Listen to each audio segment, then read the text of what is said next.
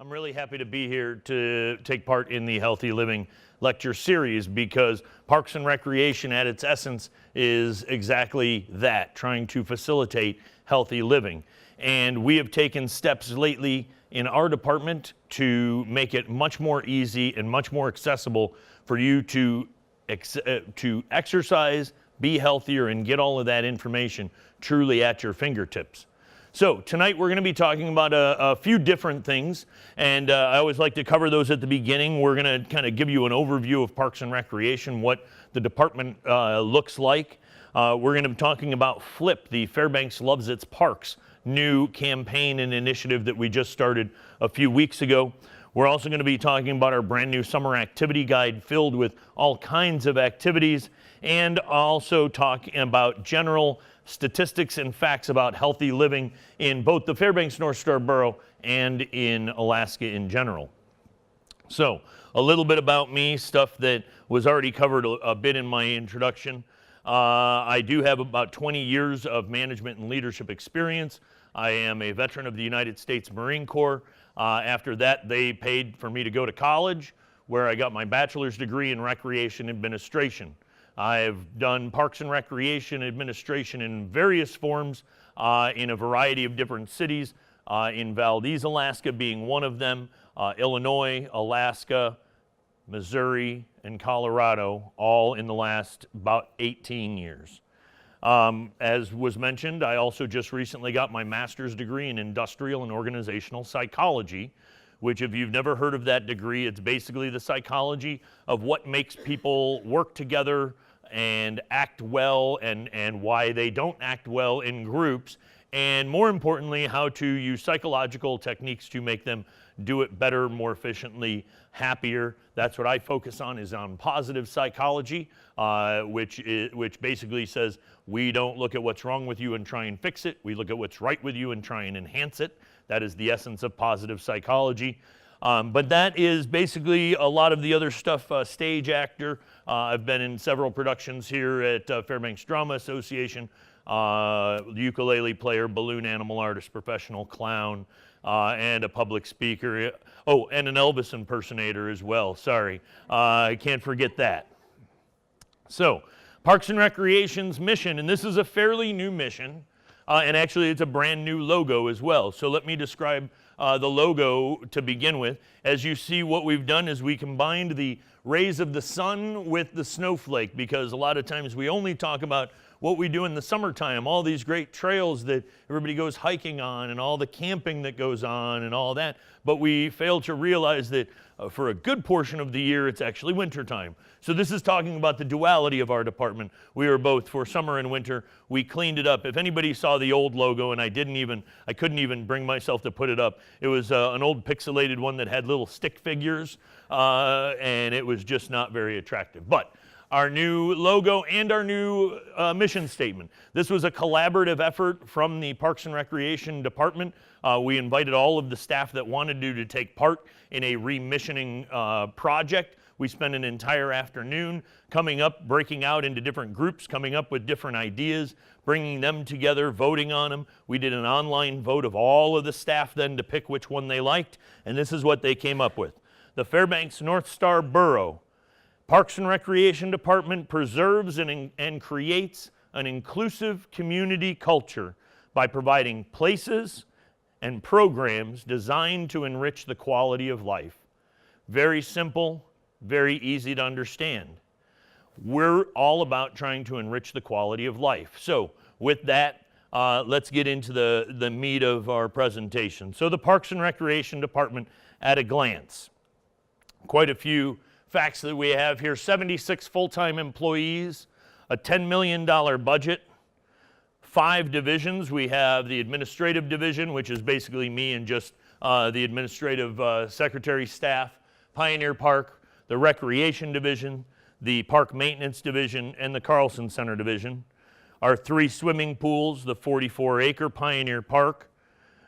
We have 103 park properties. That's not necessarily developed parks. That's park properties that we manage. Some of them are passively managed, some are actively managed, but 103 park properties. But that accounts for 25 playgrounds within those, 6,000 acres of parkland that we manage just within the Fairbanks Borough Park system. Over 2,000 miles of trail, over 1,000 miles of trail, and obviously our 5 large recreation areas. Chena Lake and Tanana Lakes are the ones that everybody most knows about, but we also have Birch Hill that is also one of our recreation areas, and then Iceberg and Skyline Skyridge Trail recreation areas, which those are fairly new. Iceberg is up off of Rosie Creek Road, up off of Chena Ridge Road, that area. And then the Skyline Skyridge is the one that everybody just heard about in the news that got all the trail damage over Memorial Day weekend. It's up off of Skyline Road Ridge. Good story, happy ending. If you didn't hear on Charlie O'Toole, the truck was removed, and the community groups are all making efforts towards repairing and getting everything up and running, so people will hopefully be able to use that trail by the end of the summer. So that's just a few quick things about our department. So here's an interesting fact. In 2010, the Alaska Department Behavioral Risk Factor Surveillance System did a study, and they determined, and people reported, that 1 in 5 Alaskans, not Americans, just Alaskans, reported that they did no, not a little bit, not just some, no physical activity in their leisure time. 20% of Alaskans.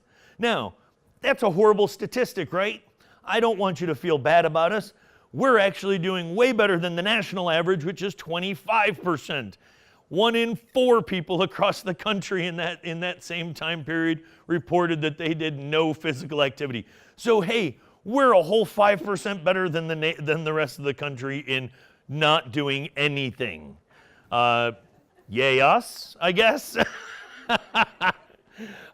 So we want to change that, and we wanted to also talk about how do we define being active. And I came up with this acronym that I got the source from the Department of Health and Social Services website, but I changed it around to come up with FABs. You got to remember the different types of physical activity that you want to engage in.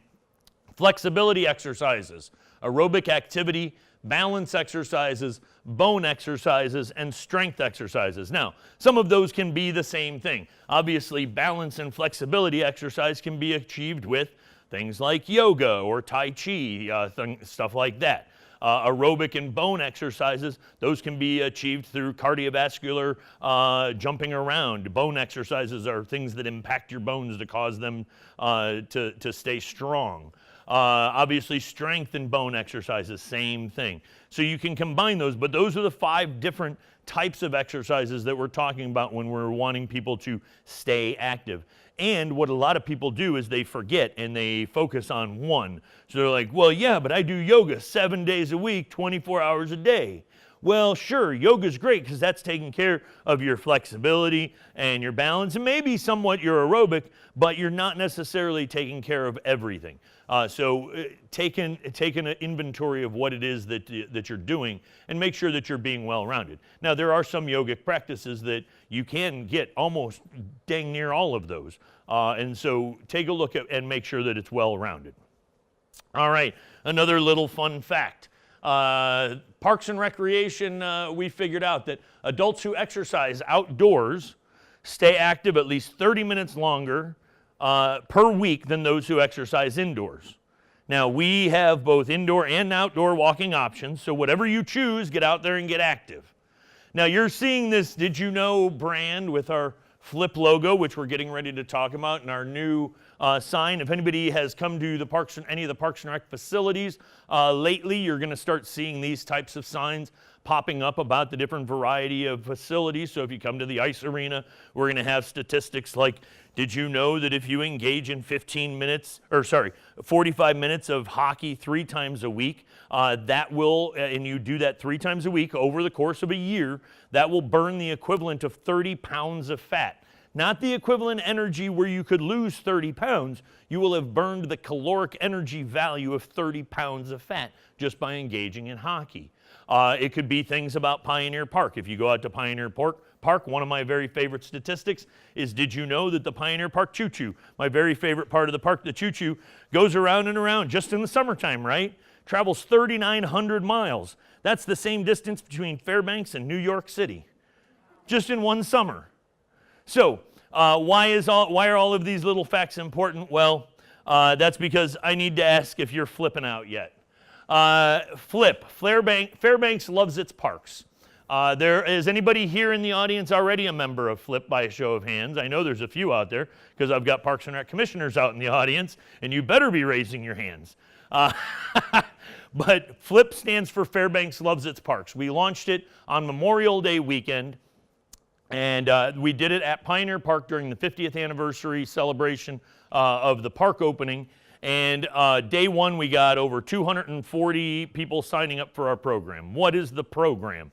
Well, we've got what Flip is. It is an educational and awareness campaign designed to help people in the Fairbanks community not just answer why you like parks and recreation on the surface, but able to answer the deeper questions. So I like to use the Family Feud analogy. Everybody watches the game Family Feud, or at least you've seen it at one point in your life, whether it was Richard Dawson or Steve Harvey, whoever, or anybody in between.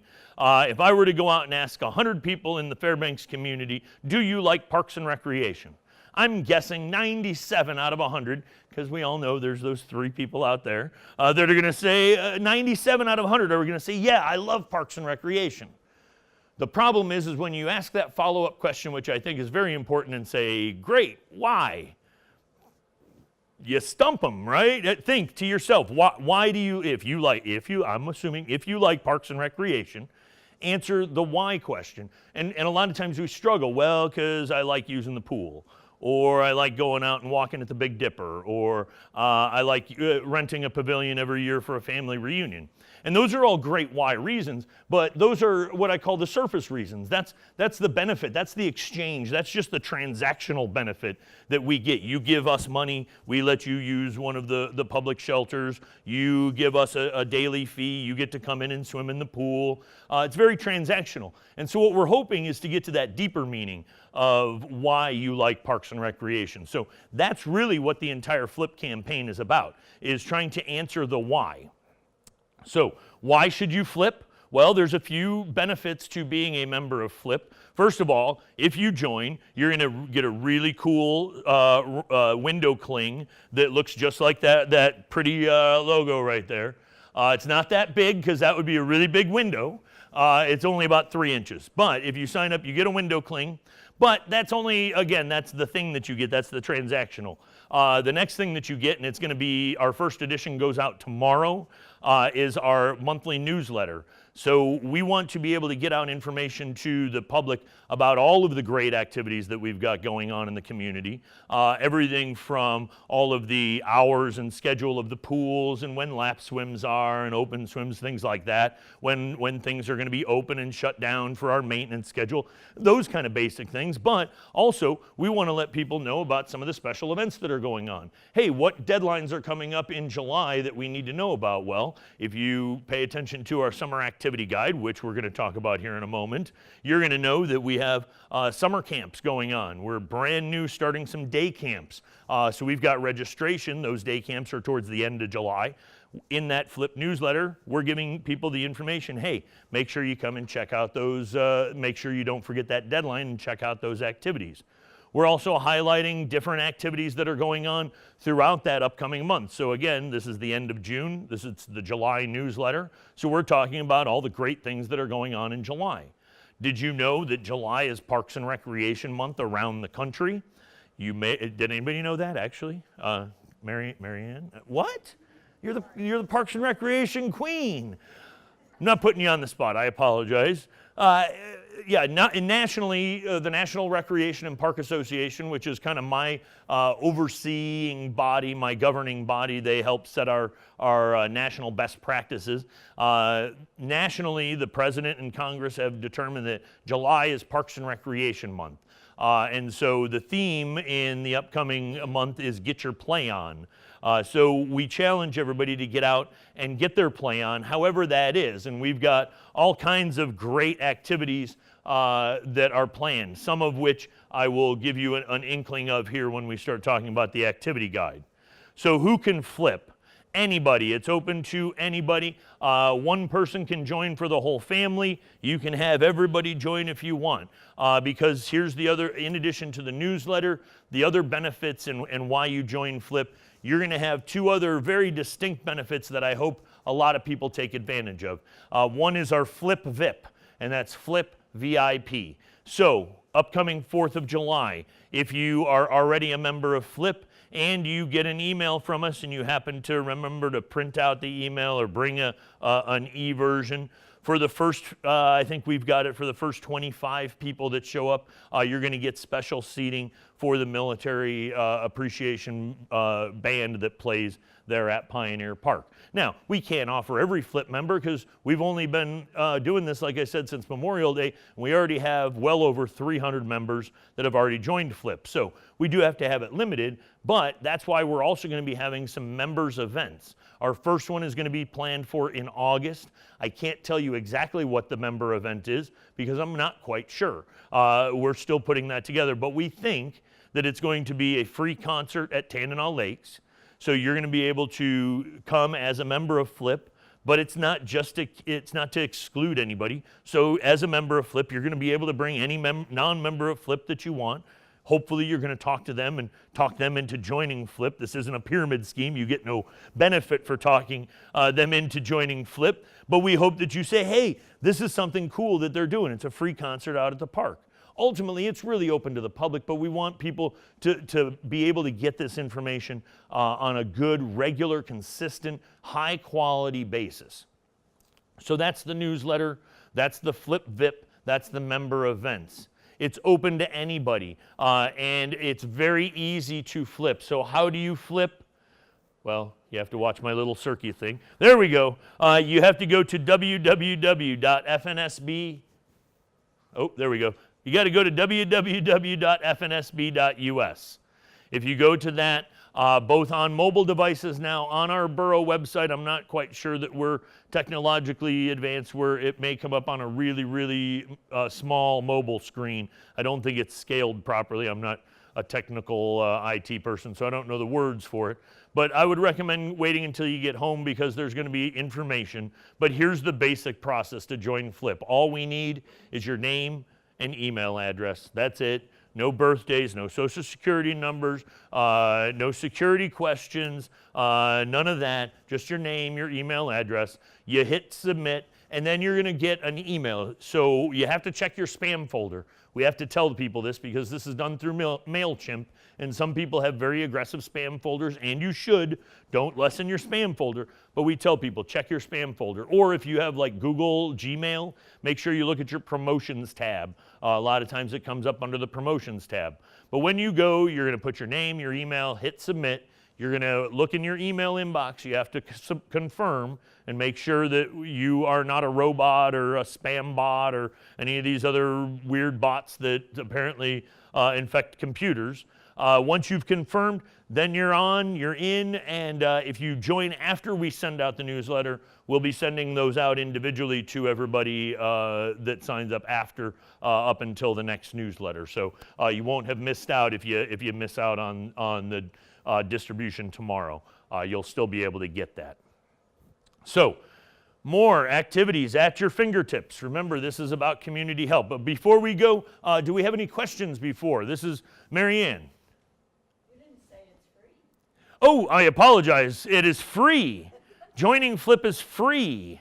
Yes, it costs nothing. And because it costs nothing, we're trying to keep our costs low. So that's why you get that high-quality window cling and that's this big and not that big as I showed you. But what our hope is that this winds up being a self-sustaining thing because really we're adding value to our department. And the more people that we have using our department, the more people that are educated about our department, the more people we have that love our department. And remember, this is all about Fairbanks loving its parks. So, summer activity guide. Has anybody seen this yet? Anybody heard of it yet? You've seen it? Not that guide. This is the one that's up here. So this is our brand new online e-version. The reason that nobody can hold it up is there's only about 50 copies and they're tightly controlled, like the nuclear codes. Seriously, you can get them at the library because we want to be green. We don't want to be creating a lot of paper, and we know what happens if we were to do a big post office box mailing. Yeah, they all get thrown away, just like the telephone books that just stack up every time somebody decides to send those out. So we know that's not effective. So we're using an online e-platform for our newsletter. So if you do not have internet access, or if you have access, a hindrance that does not allow for fast upload, so if you're like on dial-up or anything like that, you can go to any of the public libraries, and they have reference copies. They have several reference copies that you can look at right there, and then you can use their computers and get on there as well. The mayor's office and a couple of other of the counters down at the Borough building have some copies. Up at our office at the Big Dipper Ice Arena, we have a few copies if you truly do need to look at a physical copy. But we do want it to be online. So it's 46 pages of amazing stuff. But before we get to that, did you know, another one of these facts, one of the top 5 causes of death, of the top 5 causes of death in Alaska, only one is not related to healthy lifestyles. And the reason that I put that little graphic up there is that the one is accidental death. That's not really caused by healthy lifestyles, but the top 5 are cancer, heart disease, accidental death, respiratory disease, and stroke, in that order. So top one is cancer, bottom one is stroke in the top 5. All of those other 4, cancer, heart disease, respiratory disease, and stroke, can be ameliorated or even sometimes solved through physical activity. My story, disc golf saved my life. Anybody here ever played disc golf? It's not just a hippie sport. Trust me, disc golf saved my life. 10 years ago, I was working in Missouri, and I did one of those free health fairs that the city was offering. And my wife talked me into going. You need to go and get your blood pressure checked. And they had to check my blood pressure 3 times on 3 different machines because something wasn't working on it right. If anybody's ever encountered that, there was nothing wrong. My blood pressure was really bad. I had fasted the night before, and then I left the next day for a business trip. And I got a call.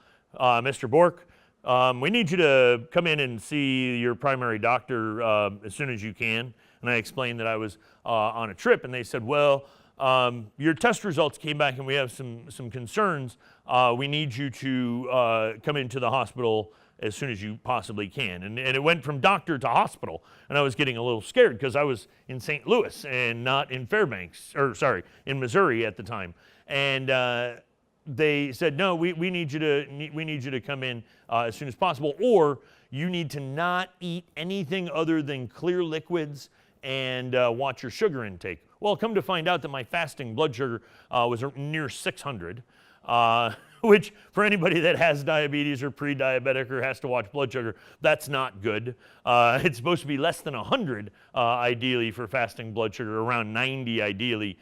So my blood sugar was uncontrolled. They didn't actually know why I wasn't dead. To be quite honest, I weighed about 450 pounds. That's about 200 pounds less than what I am standing in front of you right now. Why? Disc golf. I was working in Missouri, and a guy came to me and said, hey, I want to build a disc golf course in your park. Now, I knew nothing about it other than the stuff that you hear in the articles. It just draws people doing negative behavior, drinking, smoking dope, partying out on public land, leaving garbage everywhere. So right away, I had not a whole lot of enthusiasm, and he came in and he explained what he wanted to do. And he had obviously done this before. He had this really wonderful figure-8 designed disc golf course, which is kind of a standard that you're trying to shoot for. We had the land for it. So I went out and I started walking that disc golf course with this guy. This was while I was still on insulin. I was having to jab myself twice a day with insulin and taking my blood sugar 4 or 5 times a day to begin with. I was on 6 different medications to lower my triglycerides and drop my cholesterols and all of that. And I started walking this disc golf course, and it was hiking at that point. It was really rough. There was nothing cut out. And I got into enjoying disc golf as a design feature, and then I started playing, because you had to go out and see what some of these other courses were like, so I started playing. And essentially, I tricked myself into living. Because I started walking. Anybody here by a show of hand plays disc golf or has played disc golf? Anybody that goes a full 18 holes, depending on the size of the course, it can be anywhere from a couple of miles up to 6, 7, 8 miles. If you're a really bad disc golfer and you lose your disc in the trees a lot, like I am, it could be as much as 12. I thought sometimes even 20 miles in a day. But what wound up happening is I started getting healthier, and I didn't hurt when I was out playing, and my back didn't hurt as much, and the weight started coming off. And then amazingly, I go to my doctor's appointment, and they said, Mr. Bork, here, have a pill now. You don't need to be on insulin. But it was still a big pill, and there were several of them that I had to take a day. But then again, as things started coming off and I started getting healthier, I kept tricking myself now into these new different ways to exercise. Now, I had been a Parks and Recreation guy. You would think that I would know how to recreate, but I had forgotten. I know, silly, right? But we are the victims of our own demise. We spend so much time trying to facilitate other people having a good time. A lot of times we tend to neglect ourselves. You hear that with a lot of different professions. Doctors are some of the most unhealthy eating people, depending on who you talk to. I've seen doctors just pull down a 12-piece bucket of chicken in front of me and then light up a cigarette and then go and do open heart surgery. Not really, I'm making that up. I'm sure there's some doctor in the South that's probably done that, though. Maybe eating the bucket of chicken while doing open heart surgery. I don't know. But the overall point is laughter, doing this disc golf and learning now other healthy things like anybody who's heard of laughter yoga. When is the date on that, Linda? It's the very last healthy living. It's the very last one. August the 8th, I think that sounds right. That's another healthy pursuit of mine that I've gotten involved in is laughter yoga. And so that is another healthy choice. So come to the very last Healthy Living series. There's my shameless plug. I apologize. Getting back into the choices, if you remember a couple of slides back, we were talking about our program guide. So just a couple of things. I'm not going to go through the whole 46 pages because I want you all to go to www.fnsb.us. If you want to do the backslashes, it's /PR, and then that'll take you to the Parks and Rec page. But we've got, I went too far. As I said, get your play on is the national July is Parks and Recreation Month slogan. So we're going to be doing some different things. Now, this is very small. I didn't expect that you could read this. But every Tuesday in the month of July, we're doing a trail walk, a different trail. We're going to have our trails coordinator, Bryant Wright, leading trail walks out on different ones. We just did one last week. The next one is the Mike Agbaba bike path, and then that's on July 3rd. And then the Black Baron Trail, and then after that, the River Loop Trail, the After Hours Trail, and the East Upland Trail. So all in the month of July, led trail walks, absolutely free. It's not an interpreted walk. We're not acting as a tour guide. If you look on your left, you're going to see the mighty spruce. If you look at, no, it's not that. We're just trying to expose people to getting out onto the trails. If you also look, we have some parks outreach. Something that's always bothered me is that the Fairbanks North Star Borough is more than just Fairbanks and North Pole. And through budget cuts, we've had to cut out a lot of our services to communities like Two Rivers and Salcha and Esther and some of these others, and they've had to become more independent. So I wanted, as we've developed the ability to have programs, to offer these different park outreach. So again, you can't really see, but in the month of July, we're going to be every Wednesday out at a different park. Every Thursday in July, I don't think I put it up here, nope, but every Thursday in July, does everybody know where Fun Time Park is? Fun Time Park is on College Road. More importantly, does everybody know where Hot Licks is? Okay, Hot Licks is on College Road in Funtime Park, where all the fitness and playground stuff is right behind the ice cream shop. But in honor of July being Parks and Recreation Month, we're doing some community socials every July from 3 to 6 at Funtime Park. You come out, we're going to have arts and crafts, kids games, activities, and you're going to get a $1 coin, wooden coin, to take over to Hot Licks. So instead of a $3 scoop ice cream, you can get it for $2, and Hot Licks is sponsoring that. And that's every month or every week in July, absolutely free, other than if you want the ice cream, you got to spend your own $2. We could only get as much of a discount as we could. Some of the other fun summer activities, though, for all ages. A roll, run, and row. Has anybody heard of our winter triathlon series that we did this past winter? We did a series of triathlons, one at Birch Hill, one at Chena Lake, one at Tanana Lakes. That was based on a series that was very popular the winter before. This is now our summer version of a triathlon. And it's a roll, run, and row. And we actually have decided that we're going to change the name of it, but we had already put this out. So next year, it may get changed this year, but essentially it's a row, run, row, roll, because you're going to start on the lake shore, you're going to paddle out to an island, have to run around the island, get back into another paddle craft, get back onto shore, put on your shoes, and finish it off with a run. Fun, right? Open to all ages, all ability levels. This is a Parks and Recreation event. It's absolutely free to take part. You don't need to have any skill or ability level. We've had families from grandkids, parents, and grandparents all on the same relay team, just sharing duties. It's meant to be a fun race to get you out into our parks using our parks. So more information, again, you can go out to our summer activity guide, www.fnsb.us. Another one, this page was really bad to read, but again, this is our Summer Trails Challenge. Did anybody hear about our Winter Trails Challenge? No, Winter Trails Challenge? Marianne, I know you did. Winter Trails Challenge, and again, the reason that I don't, a lot of people haven't heard about this is I have very little programming staff and no advertising staff, so a lot of these are through word of mouth. But we started this past winter a Winter Trails Challenge. If you are familiar with the photo application Instagram, that's where you can hashtag things. If you were to go out and these, you can't see it, but these list out 10 different trails that are available and you can go out and hike on. Halfway through the trail, there's a sign, and the sign looks similar to this actually overall thing, but it has a spot where it's got a QR code and the hashtag. So you are supposed to take a selfie by the sign, post it on Instagram. If you do all 10 trails, you are entered in for a prize. REI has been very supportive of this event, and the Winter Trails Challenge, they gave away several $100s worth of prizes to people that participated in and got to all 10 trails. Summertime, 10 different trails, but it goes all summer long, I think all the way through to September, to get out there and hit all 10 trails.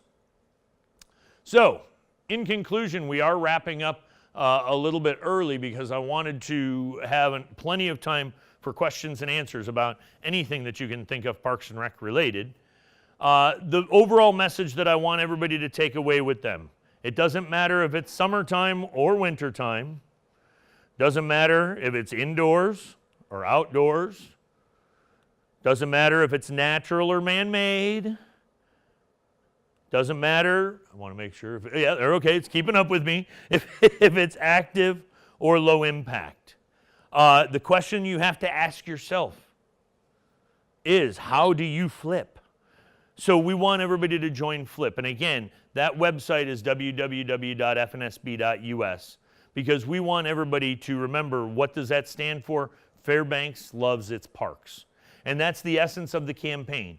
It's emails, it's VIP events, it's all of that. But really, it's trying to build a better relationship between me, my 76 full-time employees, and all of the hard work, all of the 103 facilities, 25 playgrounds, Pioneer Park, pools, Big Dipper Ice Arena, all of these things that everybody uses on a regular basis. We want to build a better relationship between my department and you all, the folks who use, direct, and should be providing guidance for what goes on. How do we best do that? By providing you better information about what it is that we do. So we're more than just offering fun activities, we're offering experiences. We're offering community health, and we're trying to make it more at your fingertips. That's our goal, community health at your fingertips. Why? That's how we are going to get people so that we can take that 20% of people who say that, what is it? They spend no time in physical activity in their leisure time, no time, zero. I want to get that 20%. The state goal for healthy living, I believe, is 10%, is to get that number to 10%. That's a hard thing to do. But is it achievable? Sure. It should be simple. It should be easy. If you go out and walk at the Big Dipper, if you go out and walk on one of our trails, if you go out and walk on the bike path system or use the bike path system for biking. In the wintertime, if you use that bike path system for fat biking or skiing or ski joring, whether you go out and use the cross-country trails for cross-country running or cross-country skiing, whether you come to the pool to just splash around or whether you come for aquasize or you just come to rest your sore muscles. Whether you come to the ice arena because you're watching hockey or you're playing hockey or you're competing in hockey, all of you are important. We have over 1.3 million people that visit our Parks and Rec system throughout the course of the year. 1.3 million people, that's a huge number. That means theoretically, if you do the gross math or the icky math, the fuzzy math, that every man, woman, and child in the borough, if you use the 100,000 number, visits us at least 13 times. Now, we know that not everybody's visiting us 13 times. They're not visiting us necessarily everybody one time, but 1.3 million people using our facilities. Just to give you a fun, for example, comparison, I find all of these little factoids that stick in my mind. Graceland, everybody know Graceland, where Elvis lived, and he is buried in Graceland too, right? Where the grave is misspelled, so it's not really him, I think is the popular conspiracy. But who you would think, I mean, everybody loves Elvis, right? They only get 600,000 people a year through Graceland. Less than 600,000 a year through Graceland. So we're twice as popular as Graceland. I'm going to get that on my we're more than twice as popular as Graceland. Thank you very much. Do you have any questions for me? Yes, thank you. Will there be ice skating on the Tanana Lakes this year? Yes. Did you take part this past year? Yeah, one of the very exciting, who here has been to Tanana Lakes? I didn't have enough time to talk about all the individual parks, but Tanana Lakes is one of those true success stories, yes. We're already making plans, they're drawing out maps already on how cool they want the loopity-loop trails to be this year. For those of you not familiar with it, if you haven't used it in the wintertime, we actually went out at each snowfall after the lake froze, trying to keep the ice as clear as possible. We went out with some trucks, kept it nice and wide, and then at one point we were able to bring the Zambonis out and actually resurface the whole loop. So we had a half-mile loop that went out from the parking lot, and then we wound up having, which was supposed to be just a 1-mile loop, but we got confused on communication, wound up with almost a 2-mile loop that went around the rest of the lake. Thankfully, it had a connector so you could cut it in half. Very heavily used. We actually are finalizing our numbers, and it's well over 100,000 people just in the months of, I think, from December to February is what our estimate is. And it's a rough estimate because up till just very recently, we haven't had accurate counters. It's been those little pneumatic counters, and we all know how well those work in the wintertime. They pretty much don't. They get buried in ice and snow. So it's an estimate, but in long answer, we have That and so much more planned for Tanana Lakes. We have more fish being stocked this year. We ran out, I know it sounds funny, but we ran out of fish early.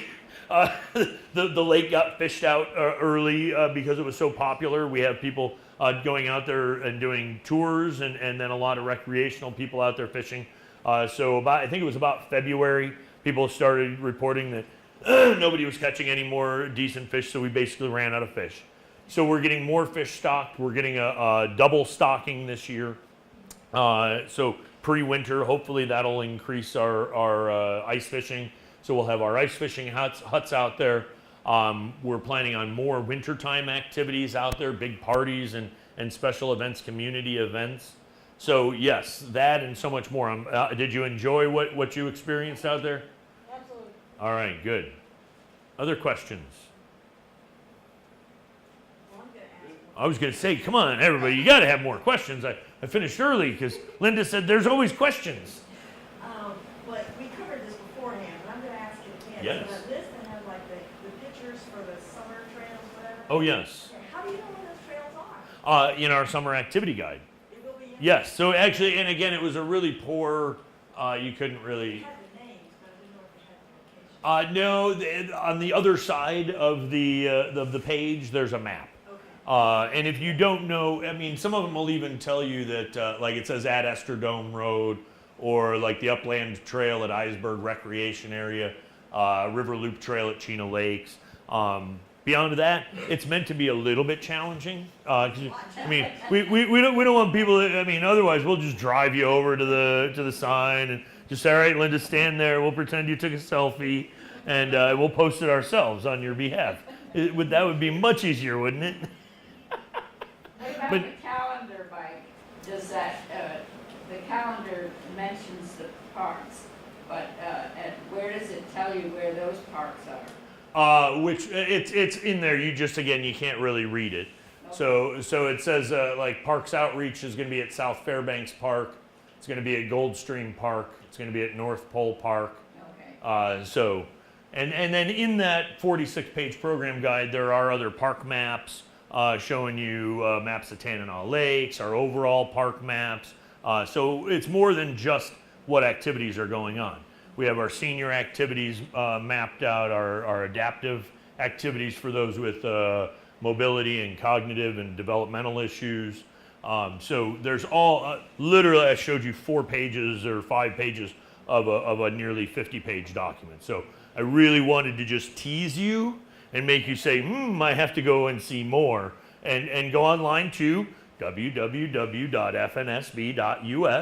I hope to say that enough times to get it where it's almost like a jingle in your head. We had another, yes, sir. Yeah, does your economic development council, do they still promote parks and quality of life issues in tracking in their webpages? I haven't looked at it for a long time. Yes. Yes, they do, and we're giving them even better language in which to do so through our Did You Know campaign. So in the Parks and Recreation field, there's a brilliant researcher by the name of Dr. John Crompton. He has written a lot of textbooks, and he is known as basically an expert on Parks and Recreation statistics. And he came up with, you're famous when they name a principle or a theorem or something. So this is Crompton's proximate principle, and basically it has been theorized, he theorized, and then it's been proven over decades that property, and you guys have heard a version of this, but now you know that it's called Crompton's proximate principle, but properties that are adjacent or proximate to park properties have a higher property value than properties that are not. Now, depending on where you live can vary greatly on the property values, but it can be anywhere. Fairbanks, it's estimated anywhere from 14 to 20% boost if you're near a park property. And that's actually not a Fairbanks, sorry, that's a state of Alaska statistic. Other places it's as low as 5% boost, all the way up to 30 to 40%, especially if they're large, well-established historical parks, things like that. So proximate principle, it bears out, and that is something that I try and get across. Just like when developers are coming into town, I want to have a conversation of them. It's great. You're putting in a lot of pretty streets and curbs and gutters and sewer lines and water and telephone and fiber optic. Where's the parks in your neighborhood? And why are you not putting just as much money aside to build parks in new neighborhood developments?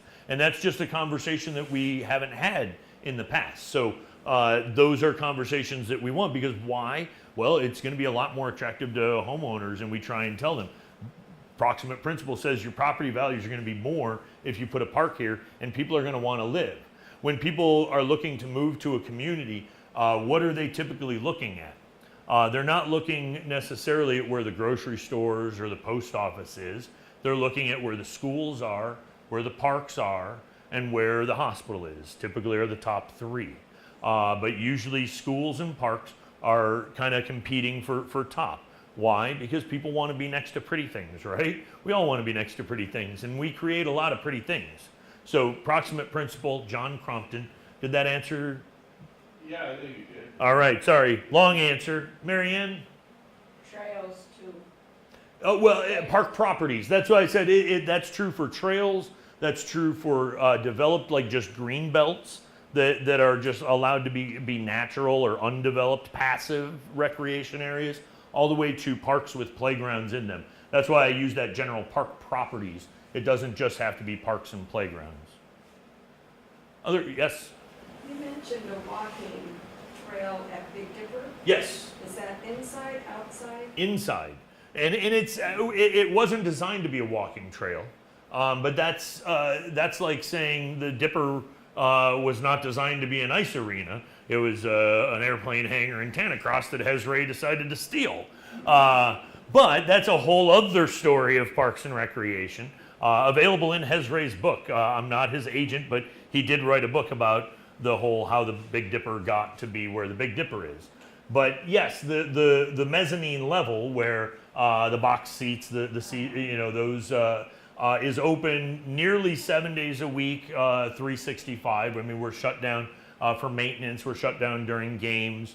But basically, when the building is open, we have people walking. Our low count number, just kind of checking on like an hour, one hour once a week. We have anywhere from 200 to 300 people per day come through the Big Dipper. Now, people don't see 200 to 300 people walking at the same time, but that's because they've started coming in at 5 in the morning and they're coming in till 9 o'clock at night. And when there's 10 or 20 people coming in on every hour that we're open, yeah, that adds up. And so 200 to 300 people on a low day, when it's really, really cold in the wintertime or really, really hot in the summertime, man, that air-conditioned ice arena feels really good. Unfortunately, we are getting ready for our shutdown, so it's going to be unavailable for walking. But typically, yes, we have the Dipper open for walking as almost the whole time the building's open.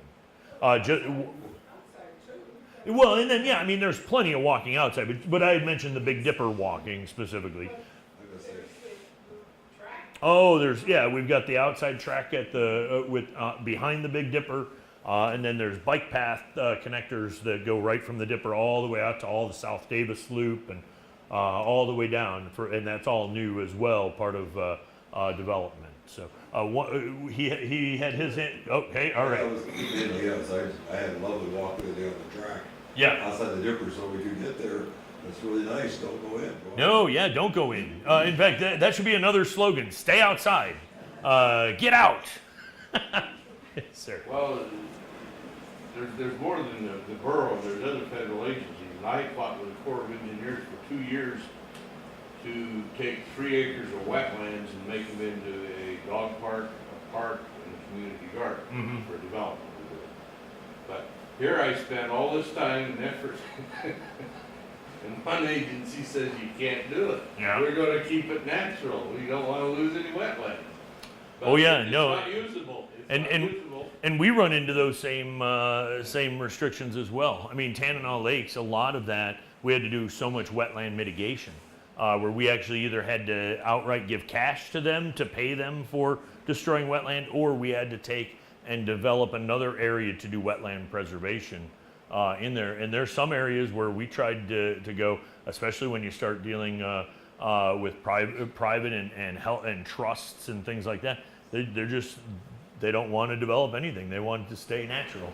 You know, the argument that won, that I think the reason I got it is, I said the dog park, I said, if everybody took their dog to the dog park twice a day, the air pollution in Fairbanks.